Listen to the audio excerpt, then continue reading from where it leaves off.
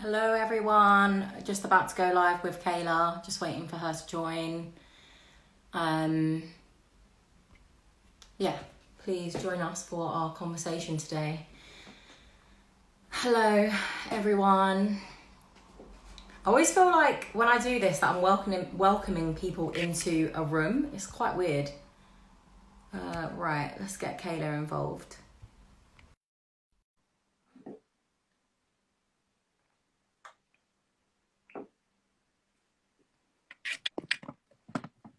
Hello. Hey. Hey girl. Hey girl. Hey Jill. Hey girl. Deb. You okay? Yeah, I'm good, thanks, baby. Yeah, I'm good, thank you. Purple? Good. Purple. Purple. Purple Gang. What's Purple, going purple, on? purple gang. Gang. Well, that's so I think funny because sorry. Sorry. I think purple's one of my favourite colours. Like, Same. yay. Yeah. Yeah. I just say we love matching outfits. Ditto.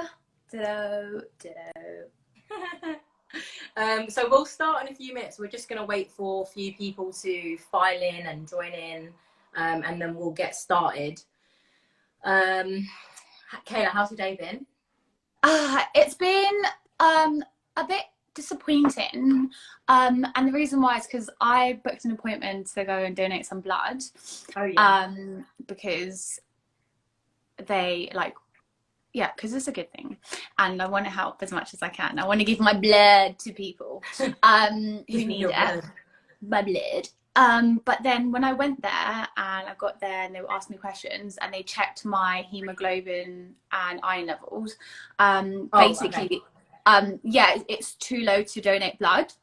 Your iron it's level. not unhealthy. What's the other thing? Hemoglobin. Yeah, so hemoglobin is what you find in the blood. Really? Yeah. Any science people want to say anything, comment. But yeah. Your mum's a science teacher as well. Oh yeah, my mum's a science teacher, and I'm just gonna say I got a C in science. So I didn't accept the tutoring my mum offered me, basically. Thanks, Deb. Yeah, so basically it was a bit disappointing because I wanted to do that, obviously, and then I got there and they said that I couldn't. It wasn't an unhealthy level, but it was just a level that if they were taking from me, that it would be problematic. So yeah, that's what happened. How about you? Iron up, girl.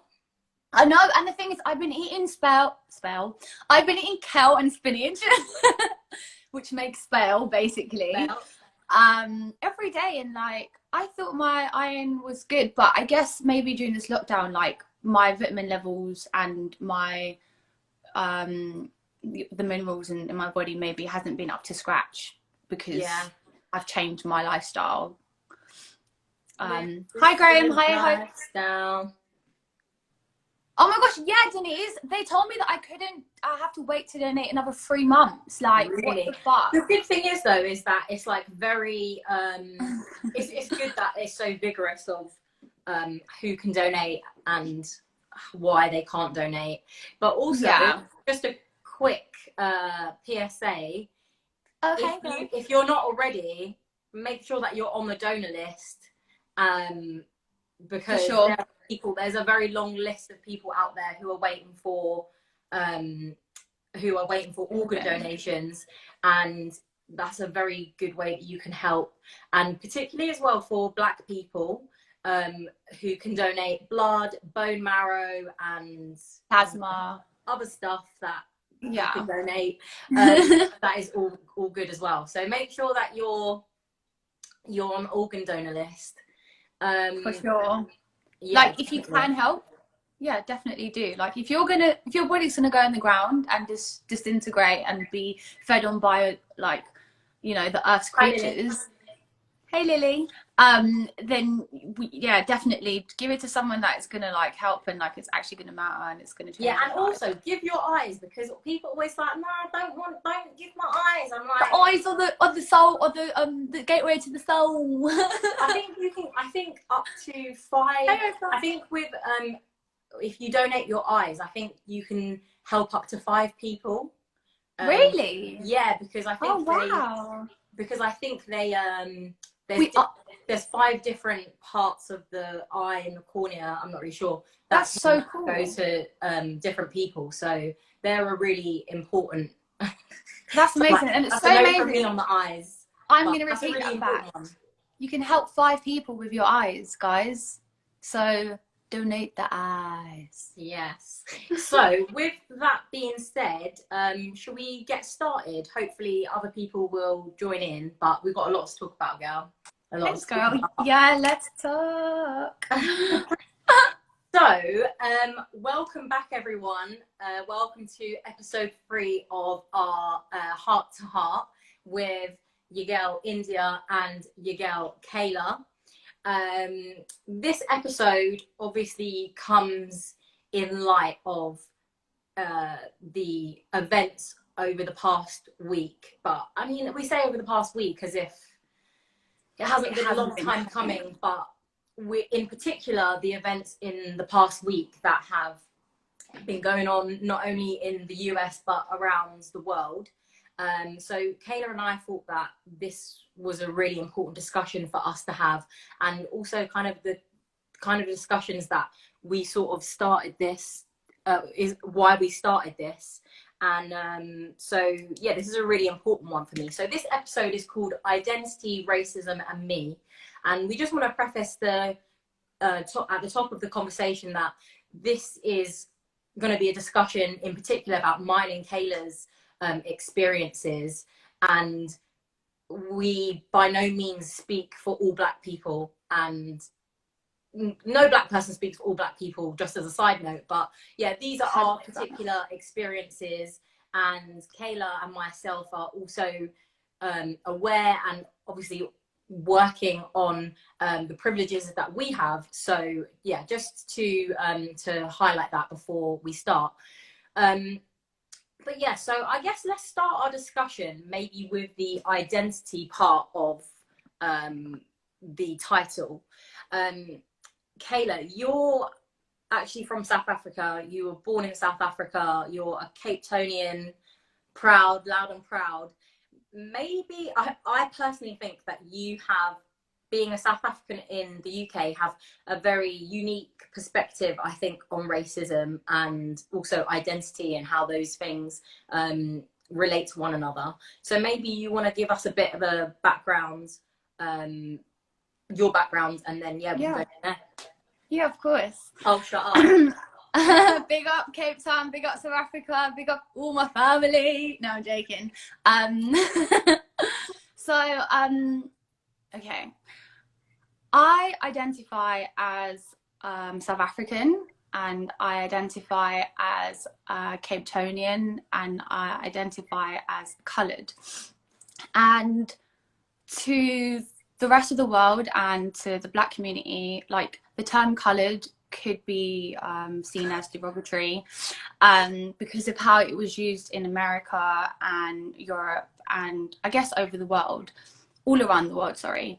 But for me and South Africans in particular, it was one of the 4 racial groups of South Africa. So you had white people, you had coloured people, you had Indian people, and you had Black people.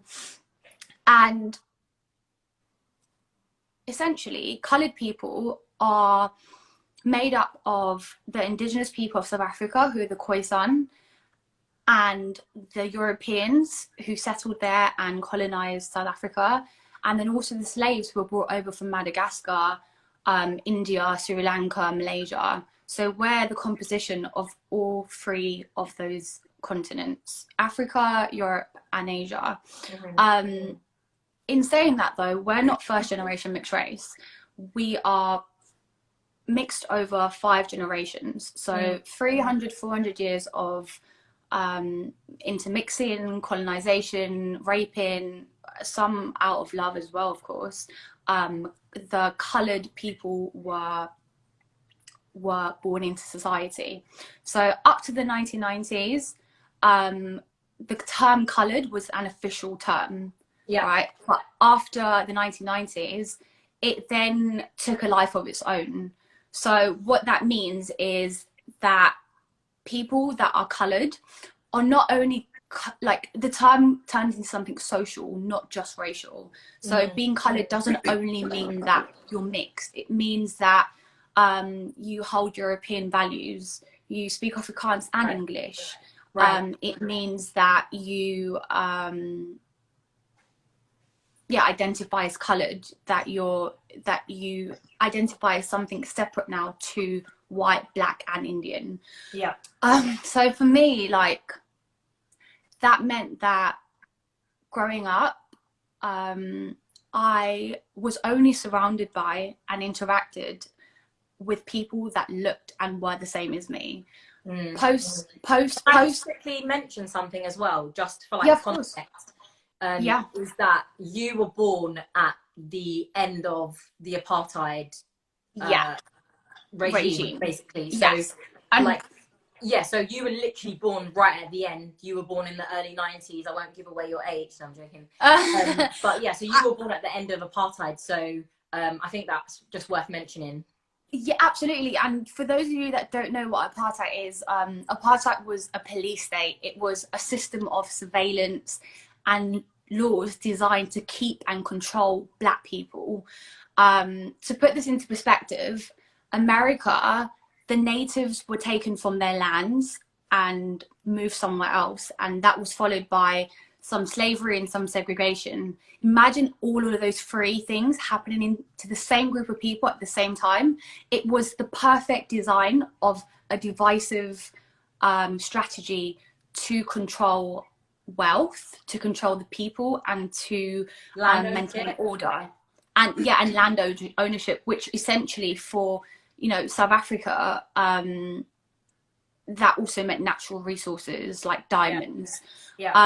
So I grew up right when that ended. But like we all know, when like things end, it doesn't just stop. Like, it doesn't just change overnight. Like those conditioning and those teachings and those laws and those policies are still there in essence and in practice, even though it's been written out of law, even though, like, on paper. And India, you can talk on this as well because you've studied law. Yeah, so I read law as my undergraduate degree, and I think that's something that is echoed all around the world, that I think very often social change follows after legislative change. So the law might change and we might have seen the official end of apartheid, or we might have seen the abolition officially of slavery, but everything that was done under those regimes still remains for, decades, centuries afterwards. Absolutely. But I think people are familiar, I hope, with those ramifications of slavery. But I think it's interesting to hear the perspective on, like, post-apartheid, excuse me, and the kind of remnants of that. Because, I went to South Africa just this past December. We've spoken about this a lot. Yeah. And as excited as I was to see your country, and just South Africa is such a beautiful place, it was very much tinged by the fact that you can very much see the remnants of apartheid.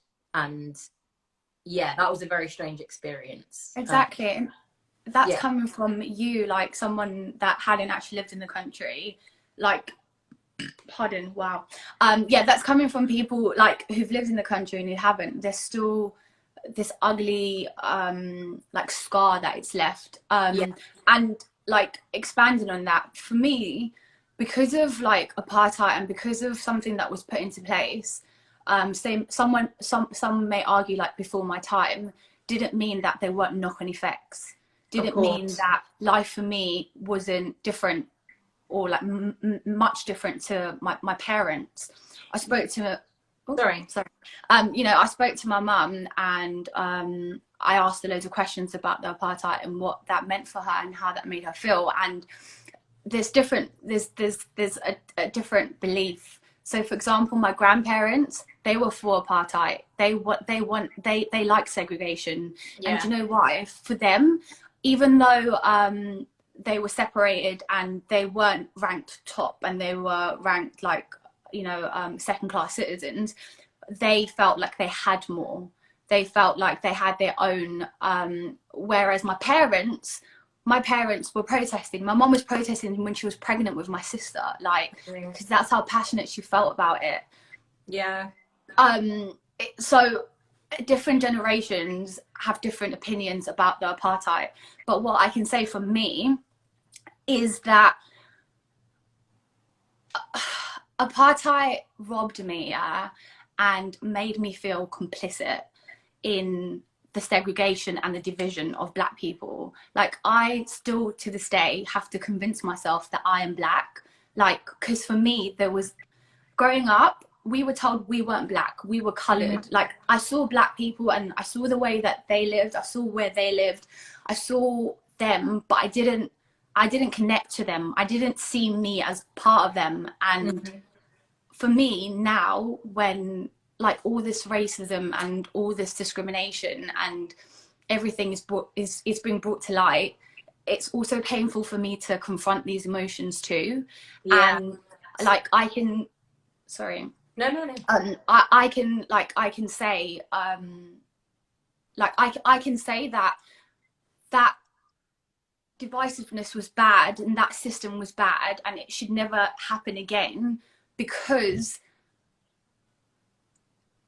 it made people trade their privilege in for selling someone else out. So in essence, colored people, white people said to colored people, we'll give you a privilege, we'll give you this, but in order for that to happen, you've got to keep the Blacks down. You've got to separate yourself from Black people. And because of that, I think like that conditioning in itself and growing up in a society like that has made it super hard. And I can only imagine what being white must feel like, because I've got biases that I need to unlearn now, even as a person of color, because of the environment that I grew up in. And that was only one environment.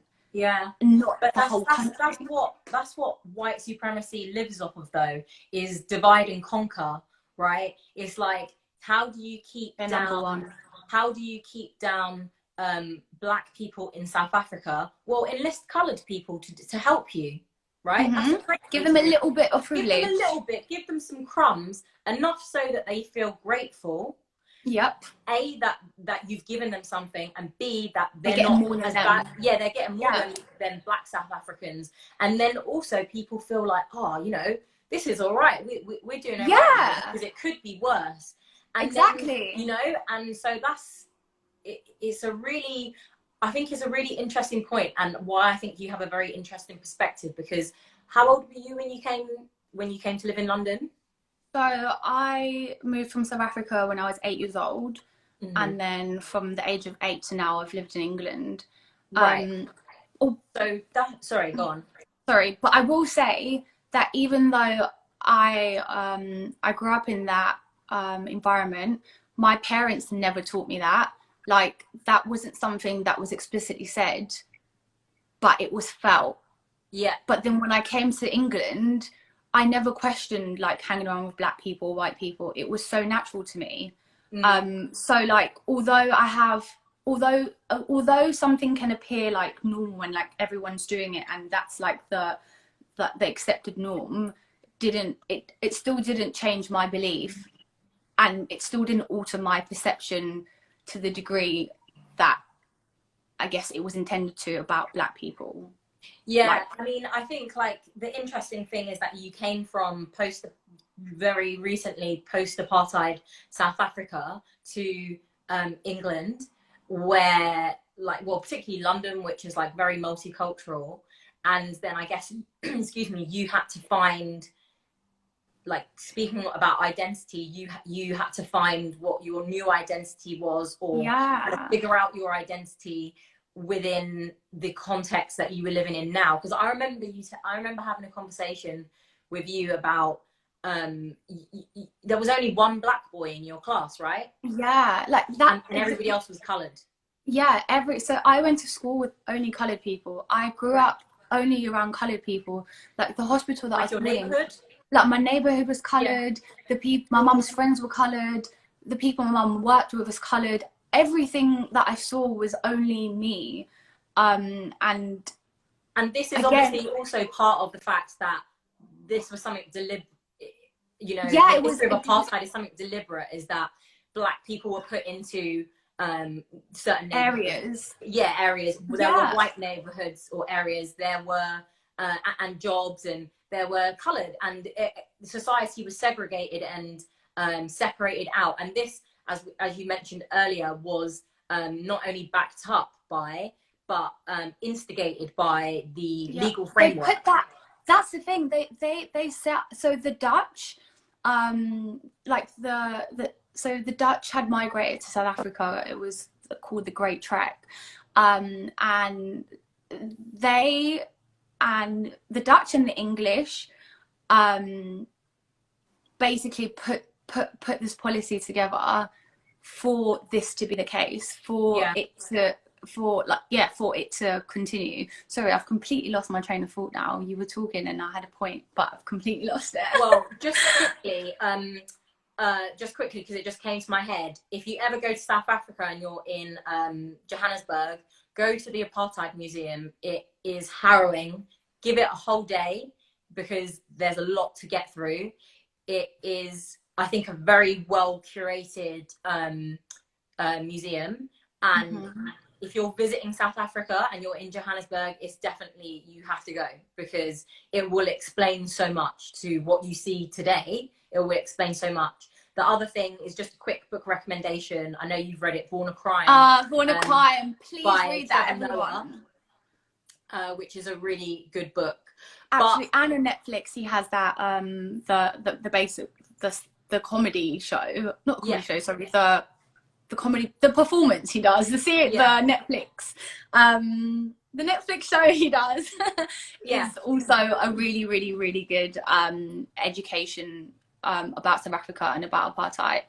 And my mum just said a comment as well, like in the coloured community, like it was aspirational to be more white, like coloured straightened their hair, like colours didn't want to go out in the sun and tan, like it was a systematic, like it was such like white supremacy and white European beauty standards and ideals were so ingrained into the coloured community. That's something that we see all over, right? All over the world. It's something we see in the UK, how your proximity to whiteness can lead to benefits, whether it's that you're white passing, like maybe you're a mixed white passing person, or the fact that you have straight hair, or whatever, in whatever way it manifests. Often people are rewarded or have benefits from their proximity to whiteness. Absolutely. And we know that the further away you are from that, and those kind of markers, be it your skin tone, your hair type, your face structure, your facial body shape, we see that as being further away from beauty, further away from intelligence, further away from desirability, from aspiration. Absolutely. Like, and someone just said you have skin bleaching in Asia and West Africa. I literally got asked by someone why I'm so black. Sorry, in South Africa, like in the coloured community, I used to get asked, oh, why are you so dark, or you're so dark, and I literally used to come home to my mum and say, Mum, why are you peach and I'm brown, like, and that was something that was taught even in like that community. Girl, I'm mixed race, so my mum is white, my dad is black. My dad's side of the family are from the Caribbean, but my dad was born here. And my mum is British, she's Welsh and Scottish. And the number of times I've been told, you're really dark for a mixed race person, or you don't look mixed race, you look black, as if either of those things is like a bad thing. Like if I had a penny for every time I heard that, I'd be a millionaire. Absolutely. And what how do you look mixed race? Like, it's a mixture of two As if things that you can come up anyway. Like that you should look like, that you should have this type of hair, this type of skin tone, this type of eyes, and if you look like that, that's what it is to be mixed race. But this is like kind of coming back to the topic of identity, is that this was really something that I struggled with as a child, like really struggled with. And like the same way that you went back and said to your mum, like, Mum, like, why don't I, like, you're peach or you're whatever, why am I brown? I remember, like, and it's really only in my adulthood and upon like some quite dark and painful reflection that I've realized how damaging it has been to me and my view of myself. That I remember when I used to go, like, when I first started to wear makeup, I used to like get like MAC. We used to get, you know, that MAC compact. Yeah, N45. NC45. And I remember slightly, and it's such a insidious thing, because it would be like a thought that would come out of nowhere, and I would like catch it because I recognized that it was horrible, but I would be like, oh, I wish I was NC44 or NC43. I wish I was lighter.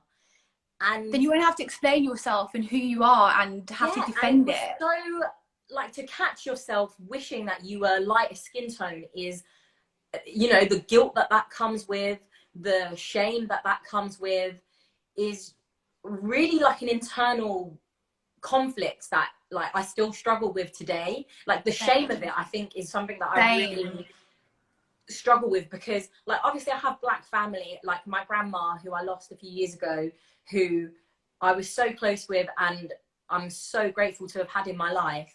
She was Black. She was a dark-skinned Black woman. So the guilt that I have and the shame that I feel of thinking that I wish I was further away from that is really something that I struggle with to this day. Same. And, you know, like being mixed race in Britain, again, here's like, I just want to preface this with, there are many things, many struggles that I don't experience because I am mixed race and because I am the skin tone that I am and the hair texture that I have. But being mixed race, I think, presents the individual with a particular and unique set of identity issues that come with it. This obviously isn't the same for everyone, but I have found myself, and I know for lots of other people, like other mixed people, that there is this, from a very young age, this constant like battle of like, am I enough this, am I too much that, am I, absolutely, and all of those other things that come with it. You know, the feelings of, like, I know mixed race people who have who have racist family, like their white side of their family have maybe disowned their white parent for having a Black partner or for having a mixed race child, and to like have your own family be racist is such a mindfuck. Like it just really spins you through a loop. It breaks you. And I think this is kind of something else that I wanted to talk about, because I was talking with a friend of mine earlier who, he's American, he's Black, he went to a school where he was from, I think, I can't remember, I think he said from like 8 to like teenage years, and he was the only Black boy in his year, and he was bullied because of his race and because of his sexuality, his queerness. And he was just like talking about how like today he is still dealing with the like mental scars of that. And I think that's something that I would really wish that white people, but people in general, would understand about racism, that it isn't just, on the one level, it's like the hurt and the anger that you feel when you're discriminated against, like if you're passed up for promotion, or if you're stopped and searched, and it's not, you know, it's got nothing. There's all of that, but on the other level is like the mental damage that it does to you. You know, I think people have seen that video of that Black girl who's having her hair done when she's saying that she's ugly. I'm ugly. Like, like, it actually breaks my heart to see a little girl that young you know, saying that she's ugly, because I think so many of us know what that feels like. And unfortunately, many of us couldn't even verbalize it the way that she did of I'm ugly. Yeah. But it was a thought, it was this thing in your minds that it was the same, it's the same thought, but it's not fully formed because, you know, maybe somebody hasn't told you that you're ugly, but the fact that not a single, you know, as not a single boy in your class fancies you. Yeah, just little things makes like you feel ugly. And what that does to you, you know, we talk about the power of like positive thinking or like affirmations, and how, like, you know, she thought she could, so she did. Now think about how the power of that positive thinking, how damaging it can be for it to be the opposite of constantly telling yourself that you're ugly, you're not worthy, that you're not beautiful, that you can't do things because you've never seen somebody that looks like you do those things. Absolutely. You know, having to be the first, you know, having to be the first black girl this or the first black boy that. And I just really want to emphasize the mental toll that racism has on black people, because I think we can all understand, oh, what is it like to be, you know, passed up for promote or whatever, or, you know, to have somebody shout racial abuse at you. But like the things that keep you awake at night, the things that damage your confidence, the things that make you feel like second guess yourself, that you have to tone down your blackness, that you have to tone down and deny your identity, who you are, and your identity is really something else.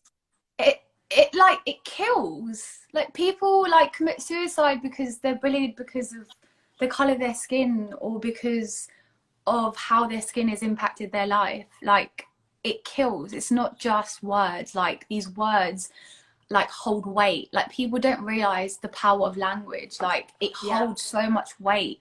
And something that you've just said, and it could have been well meaning, like, has stuck with someone. You're pretty for a black girl. You're pretty for a black girl. Oh, you can speak, like, you're quite articulate, aren't you? Oh, you've got nice. You speak like a white girl. Oh yeah, like, you're so white. Why do you sound white? Yeah, why do you sound like that? Like, oh, look at your hair. Can I touch it? Like, what does it feel like? Like, is that all your real these hair? Do you know, yeah, is that your real hair? Literally, like, all these things like make you so aware that you are seen as other and are seen as different. Because why would these, like, why are you treating me differently to how you treat someone else? I know there's curiosity, and I know some people are well-meaning, and I know that some people just are curious, but being well-meaning is not enough. No, literally, that's what I'm saying. But those people need to think about of you, like, being well-meaning but not being educated enough, or being ignorant that your comments that you might say to a child, to whatever, like, why should I have to suffer the mental burden? Absolutely, you shouldn't. You know, at all. So it's like, people need to think.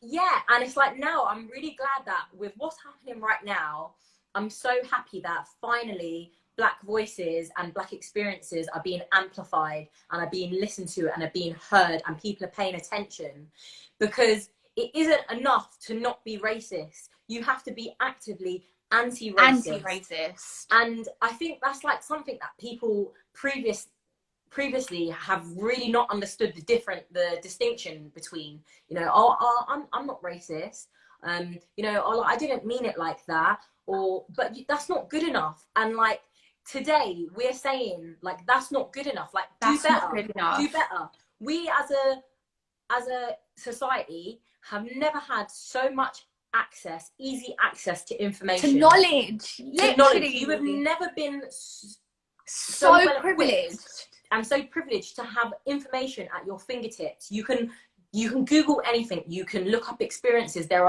is an endless resource of information. And I'm sorry, but like, it's 2020. It's not enough anymore to say, oh, I didn't mean that, or like, that's not how I meant it, or excuse me, I didn't intend it to be like that. You're so right. Like, that's enough. Do better. Like, do better. That's really what people, like, black people want, is like, do better. Be accountable. I'm not there to educate you.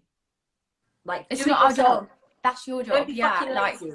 Do it yourself. You know how much energy it takes of someone, like, to educate people on something that they might not be open to, that they might not initially like believe, they might not initially think. Like, it takes so much energy firstly to not like to get them to open up their hearts and like their minds, let alone like explain and have your experiences heard and understood and listened. Because that's the thing, like people can you can talk, but people aren't necessarily listening, people aren't necessarily understanding, people aren't necessarily like getting on board with what you're saying or trying to come from a good place.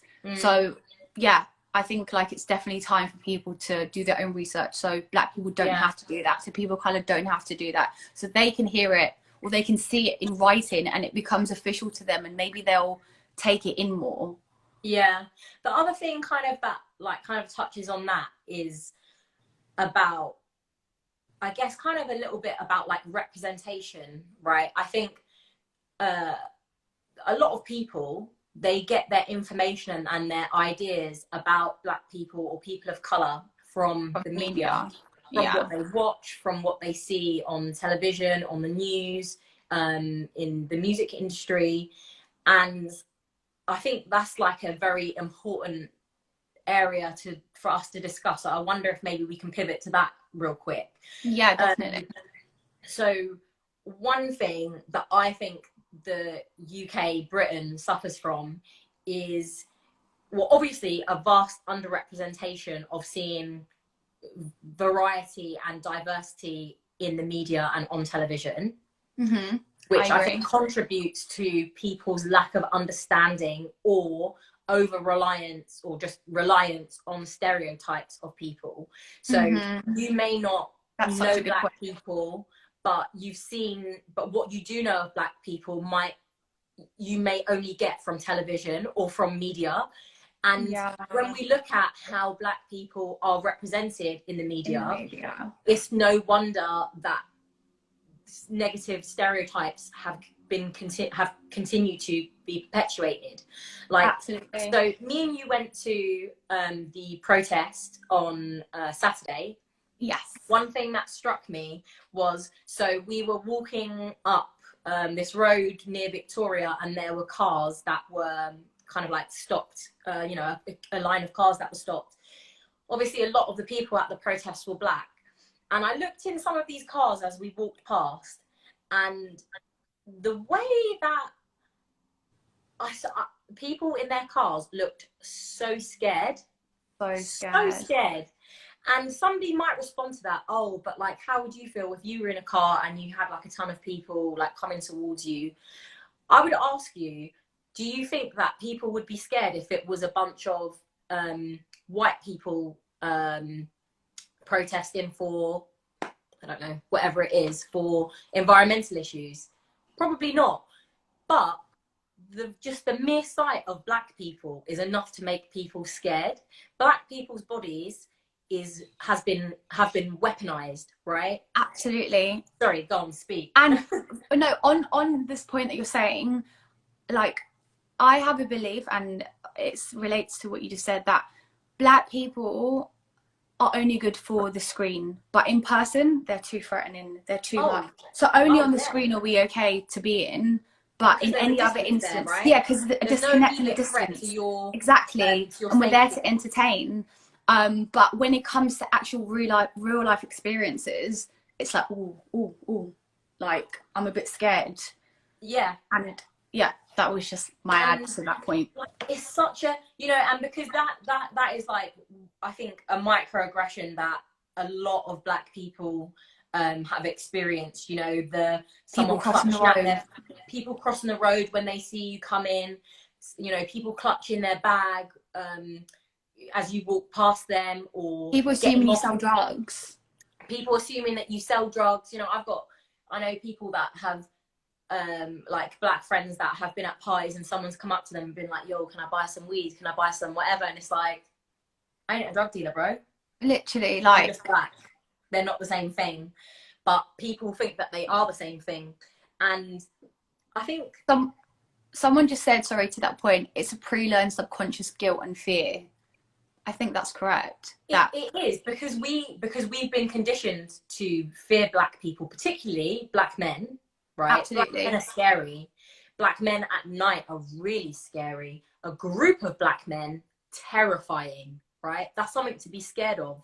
And even like, I'm guilty of this. I'm guilty of these things too. And this is something that we were talking about on Saturday. Is like, black people just want to live, you know, like we just want to live. Like, why? Like, we in a shopping centre or at a bus stop or at a restaurant, a group of black people who are just hanging out and having fun is perceived as a threat to many people. And it's just so infuriating, because nothing you do as an individual can negate that perceived threat of you. Yeah, the collective black, like the way people collectively see black people. You could be like the successful black people and the successful people that, you know, have risen above the statistics and, you know, are trailblazers for black people, but even they can't change people's perspectives and understanding and what they want to believe about the black people as the collective. Yeah, like it's sorry, do you remember that time years ago, like West End nightclubs in London? Oh yeah, boy, fucking hell. There was a group of infamously, there was a group of American, I can't remember if they were like NBA players, NFL players, or if they were basketball players. And it was a group of black men who, obviously high net worth individuals, had gone to, I won't name the club, but also this experience has happened at multiple clubs like that, but they went to this club and they got turned away. Someone just said there are a few and they got turned away at the door, whatever lame excuse they were given. But they didn't realize that this group of black men probably had more money than everybody else in the club put together, right? And then after like somebody found out, it was like, oh yeah, well, we've got a table for you, oh, like, please come in. And it's like things like that really like show just how, like, even literally just being black is enough to, you know, enough to make somebody think, oh, we don't want them in the club, they're going to cause trouble. Or, you know, that's not really the crowd that we want. Absolutely. And on this point as well, I was looking at Leona Lewis's Instagram post that she put up today, and she spoke exactly about this, about how she was in a shop with her dad and there were other people in the shop who were white, but this white owner kept looking over to them and like was treating them she was treating them differently, and then actually came over to them and said, you've got to put, like, you can't touch the things, you've got to put it down. And she was like why? Like, everyone else is like touching it, like, I'm gonna buy it. And then the lady basically, like, the white people in the shop started to leave because they probably felt uncomfortable, or I don't know why. They didn't like speak up. And then the lady got even more defensive because I think she felt like she was alone and she was under threat. And then, like, after like some words were exchanged, Leona and her dad like went to sit in the car, and Leona was saying she was just so beside herself. Then her dad said, 1 second. He got her CD from the car, went to show the woman. She then, like 5 minutes later, she heard a tap on the window, and it was the lady, the shop owner. And she was like, I'm so sorry, I didn't know who you were. What does that mean? Bye, Karen. What does that mean? Like, and these are the things that happen in the UK. Like, it's a feeling. First of all, it's a feeling that can't be explained to someone that hasn't felt it. So we just sound like we're going crazy. But you just know when you just know. Yeah, it's a feeling. People know exactly what we mean. If you've experienced it, you know exactly what we mean. Exactly. But this is like, you know, this is like, if you're white and you're watching everything that's going on, I'm sure, and I've had conversations with my white friends about this, I'm sure that you're feeling overwhelmed. You don't want to misstep by posting, not posting, whatever it is, you know, the discussions that you're engaging in. And it might feel like an insurmountable task of like, oh gosh, like how am I, an individual, gonna defeat racism? How am I gonna overthrow, you know, white supremacy? But the conversations that I've been having with my friends is to really, what I've been saying is to start with yourself, right? Is to All of the start with yourself mind. by asking yourself and interrogating yourself about what biases and prejudice that you have. And your first answer might be, oh, I don't have any, I'm not racist. But you do, because I have them. Everyone does. I have we them. do You do. So you definitely have them. And what I really implore people to do is to like be reflective and to ask themselves and to quiz themselves at what those things are. And if you look deep enough and frankly enough, you will find them. But we have all been conditioned, if whether it be in the UK or in the US or in South Africa, in so many ways, some that we've touched on already, about how we view Black people. And I think one of the most important things that we can do is to change our own perception and those of others around us. So have those difficult conversations with your family, have them with people at work, and also just like look at your life and think, what can I do that can be impactful? Where do you work? Do you have Black people or people of color that are in your workplace? What are the hiring processes at your workplace? What is the you know, how clearly laid out is the promotion process at your work? Talk to your colleagues, talk to your superiors, talk to your bosses about what you can do. Not speak for Black people, but speak up for them. Because if you're the one Black girl or the one Black guy in your office, do you know how much pressure that is? The fact that everybody is looking to you to be the representative of all Black people. They will judge you, and they will judge Black people based on how you are, right? So if you're a white person and you're thinking about what can I do to, you know, to further the cause, as well as educating yourself, donating, all of those things that you can do, like speak to people at work, because that is what somebody earlier said, like being Black or the color of your skin closes doors, literally and figuratively. And think about how you can make an impact on a personal level, like within your life.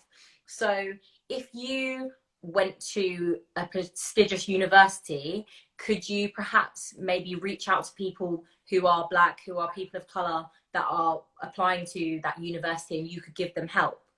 Could you give somebody careers advice? You know, think about a mentor. You can mentorship. Yeah, you be a mentor. Like think about those things, because I think it really starts with like what you can do individually, because obviously there's a lot we can do as a society, but it really starts at home, and it really starts with yourself, and it really starts with being honest. And it's like, hard. It's hard. It's going to be uncomfortable. It's really uncomfortable to realize the role that you're playing within white supremacy, and how much you benefit from the disadvantage of Black people. That is going to be, I hope it will be earth-shattering for people, because it should be. And some of the common emotions that come from that are like white guilt. Like some of the things that come from that is like denial. It's like grief. There's like there was a study done by the psychologist that spoke about basically like the stages that happen after coming to terms with your whiteness. And it was basically put in this love letter by this woman that witnessed the Starbucks incident where these two Black men were like basically told to leave. And basically on her Instagram, there's a link called a love letter, and definitely check that out, because when doing this as a white person, there's definitely emotions that you will feel that will make it harder for you to carry on educating yourself and maybe not have those conversations.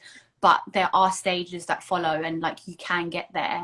So like, No, definitely. But also, that being said, like, also just like grow a pair, because like the way that we center whiteness and white people really frustrates me. Like white fragility, and how uncomfortable it must be for you, like, to realize these things. Like, whilst I acknowledge that, think about how uncomfortable it is to be the subject of racism. Like, that is really something uncomfortable. And we position whiteness is just so central Centered to and default everything that we and do. normal. The world revolves around it. And so, like, whilst what you said I completely agree with, also, like, just grow a pair and realize, like, this isn't about you. Like, especially in your activism, like, if you're posting things on your what point of voice is it coming Instagram, from? ask yourself, like, is this true allyship, or is this performative? Why are you posting? Does this benefit you? Like, is this about your brand? Because if that comes into your consideration, then you're doing it for the wrong reasons. And like, we don't want that. We don't need that allyship. So I don't know, I just thought I would mention that, because I see a lot of that going around at the moment. And like, posting a black square with, oh my god, that's the worst. I've seen like, so many Instagram, sorry, I've seen so many influencers and people only posting that black square on the Tuesday but not saying anything else. That is not you standing in solidarity. That is not you educating. That is not you doing anything. You're literally putting a black square there and it means nothing. But like, no, but you know what it does? It means something to them, because it relieves them of that feeling of guilt, and it makes people think that they've done something. But if that's all you're doing, then shove it up. Shove it. Of right? course. You need to, like, what are you doing offline? What are you doing that people can't see? Like, I think that's the important thing that people should be asking themselves, is what are you doing that doesn't prop up your image as being woke or being seen as supportive? What are you doing outside of that and offline that is furthering the black cause and is furthering the cause of dismantling? Absolutely. Someone made a good point. Some white people are scared of saying the wrong thing. And I know that you sent me like a conversation that you had with someone where they basically said that. What, I guess, would you think that we could tell those people that are scared of saying the wrong thing? Just, there is no wrong thing. Fear and do it anyway. Yeah, because your silence is worse. Complicit and worse. So, like, say something, and you might not have the perfect vocabulary, you might not know exactly what to say, but that is part of your education process, right? That is also a part of practice. The more you do it, the better you will become, right? Absolutely. Someone said, by saying the wrong thing allows us to correct you or to help educate you. Exactly. And I think that is like something that, like, everybody needs to get on board with, that this is probably going to be uncomfortable, but you should be doing it anyway. Like, I think that's the bottom line, really. Okay, so and what could we as like black people do more for our community? Like, what could we do? Like, it's one thing, like, being someone of color and telling people that we need to do something. What else could we do as well? I really think something I've been really something really positive, some things that I have seen in the last week and before that have been really positive, are people that invest in their community. I'll, like, people who do things to further their community, whether it be that who they work with. So, for example, if, you know, who are you working with? Who are you hiring? Are you hiring black people? Are there opportunities for black people? All of that stuff. But also, like, money support black business. Support black businesses, because that is honestly something that all of us can do right now. Like, right now, after we got off this call, we can go and do. Support Black businesses, promote Black businesses, and like really, this is what will make people listen. This is what will make people listen. Is like if tomorrow Black people just said we're not gonna buy from X, people would listen, right? Because they care about money.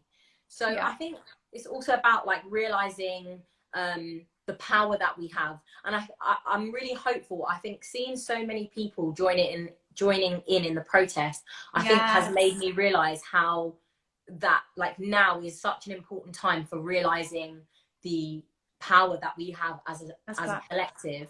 Absolutely. Also, somebody else that is worth mentioning is a woman called Nicole Krenstill. I think that's how you pronounce her name. But so I think I'll put her Instagram handle in the video that we post. But I really find her an inspiration because, and you should go and look at her post that she posted today. But she, like today, she said that she realized that her purpose is to further and better the lives of Black women and Black people. And like that really struck me because she is not only speaking the speak, but she's also talking the talk, but she's also walking the talk. She's also talking the talk because what she's doing by giving Black women a platform and a space and the encouragement that she gives them, honestly, I think is such a fantastic legacy and such a beautiful purpose to have. And like what we can do is that we can pay attention, listen to people like that, and listen to what they have to say, educate yourself through people like that, and join in their causes and support them. Absolutely. Also, sorry, India, to add on to that, someone made a really good point. We also need to give Black businesses a chance before giving them negative reviews too. So like a lot of people's, I guess, experiences when like using Black businesses, maybe that it's not as advanced or as in the same level of establishment as like maybe white brands. We need to give these people opportunities to get to that point too before we start not saying no, I'm not going to go there, or no, that's not like that was a shit experience. Like understand that they're at that point and we have to work with them. Yeah. And definitely. I really like what you just said now about that person that is making it her life mission. Like I feel like this has like triggered something inside of me that like makes me want to go and bloody like do so much. And I really hope that I stick to what I've just said, because it is something that I'm fully passionate about, and that I want to better my people and the community.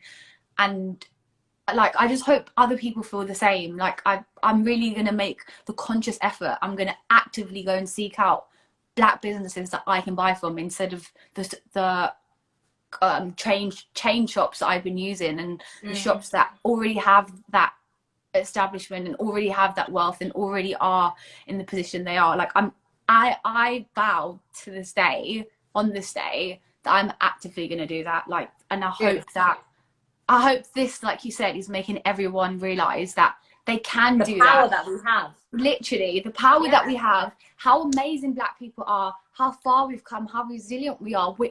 It's not just bad things. We aren't just like, this isn't just being done to us. We are so much more. Like we're literally everything. We're the heartbeat. We're the Yeah, no, definitely. I just want to, because we haven't got long left before this is going to cut out. Kayla and I want to just highlight a couple of causes that we would love you guys to support if you can, by making donations if you have the means. But otherwise, there are obviously other ways that you can support them. So our first cause is the Stephen Lawrence Charitable Trust. They work with young people from disadvantaged backgrounds to help them in their chosen careers. And then there's also the Black LGBTQIA Therapy Fund, who are working towards, or who are raising money, to obviously fund therapy for Black people who are part of the LGBTQIA community.